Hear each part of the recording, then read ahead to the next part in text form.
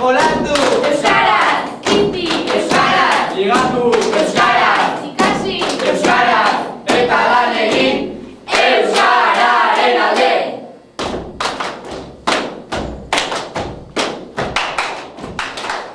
Amets bat esku artean, beldurrak ezkutatuta. 16. mendean aurkikuntza ugari egin ziren eta Europa ametsetan bizi zen. Baina bada esperantza, dena ez dago galduta. Itzulera egiteko bidearen bila behin eta berriro saiatu ziren, eta beti egiten zuten porrot. Urdanetak Carlos Lehenengoari ara itzultzeko aukeraz informazioa eman zionean, erregeak oso gogoko izan zuen proposamena, baina ez zuten itxaropen handirik. Garai hartan, mendebalde ekialde norabidean ozeano barean ibiltzerik ez zegoeneko ideia hedatu baitzen nahi. Hala ere, 1559ko udazkenean, Felipe Bigarrenak Nueva Espainiako, hau da, Mexikoko erregeordezten Luis Velascori merkataritzan aritzeko espedizioaren antolaketa egin zezan agindu zion. Ontzi diura oraingoan ez zen joango muluketara, San Lazaro uharte dira baizik. Ondoren, Filipinak izena emango zitzaien irla multzo honi. Urdanetaren memoriak ondo irakurri eta gero, Felipe Bigarrenak bere espedizioan esku hartzezan eskatu zion.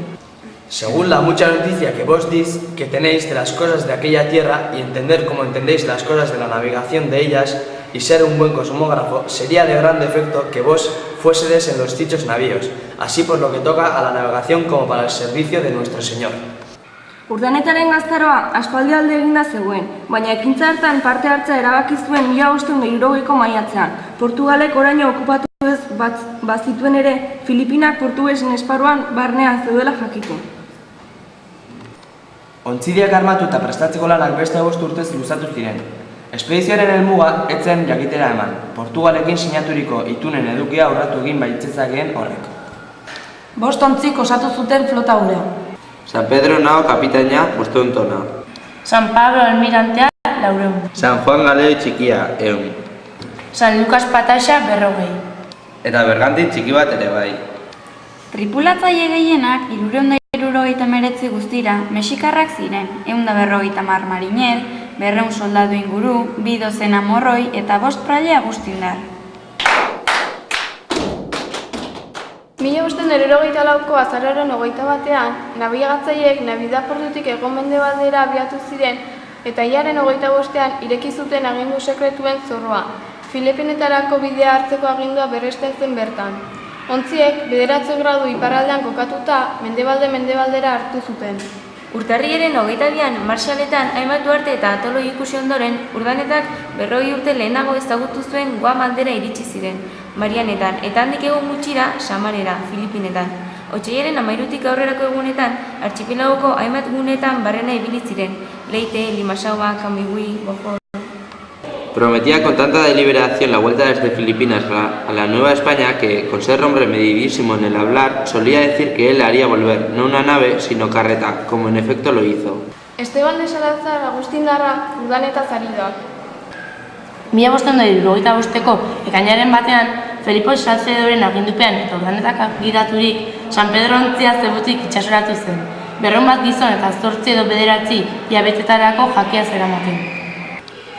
Leyte eta Samaren inguruetatik berriro pasatu eta Luzoneko lehorra jo ondoren, Naoak itsastaolera irteteko San Bernardino itsasartea zeharkatu zuen ekainaren 9ean, eta hortik eki iparraldera begira ezarri zuen orratza. Urtarrilean Kuroshiboko korrontean sartu eta abuztuan 39 gradu paraleloraino Japonia iparraldeko latitudean igo zen. Irailaren 18an azkenik Santa Rosa uhartea ikusi zuten marinelek, egungo Los Angeles hiriaren aurrealdean. Bertatik, Behe Kaliforniako itsasbazterrean barrena Navidad portuaren aurretik urriaren batean pasatu eta Acapulcora hilaren 8ean heldu ziren. Ilarik ezbergarik ez egon berezinik, ontzi sabela gutxik, besade hauzigarren altxorra, paperak oharrak zirrimo. A primeros de octubre amanecimos sobre el puerto de la Navidad. A esta hora miré mi carta y vi que habíamos andado 1892 leguas desde el puerto de Cebú.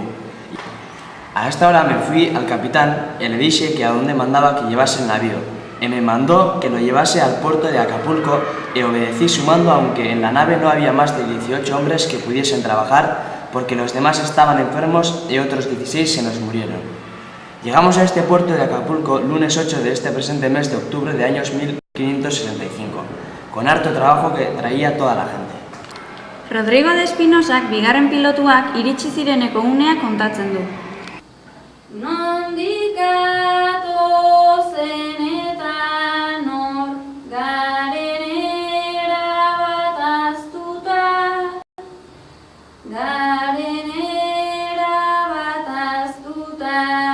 Zetazko xala eskuz brodatua da, eta Txinan du jatorria. Gaztelaniazko izena Manton de Manila. Filipinetako antzinako Espainiar koloniak hiriburari zor dio. 16. mendean, Espainiar merkatariek zetazko xalak ezagutu zituzten, eta Espainiara eramaten hasi ziren. Oinartan bigarria bizi zen bakarrik, eta bizan hori kalkulutan urbilduari itxasotako jokarriko balitz bezala. Jakite berri batekin etorri zen hartzera etorri zen izora. Manilako galeoiaren itsasbideak Filipinetako artxipelagoa osatzen duten 7.000 irla bereizten dituzten kanaletan zuen abiapuntua. Helmuga berriz Acapulco portuko badia babestua zen. Urdanetak eginiko aurkikuntzari esker, Filipinetan gaztelaren presentzia ezarri eta finkatu zen eta merkataritza errentagarria loratu zen.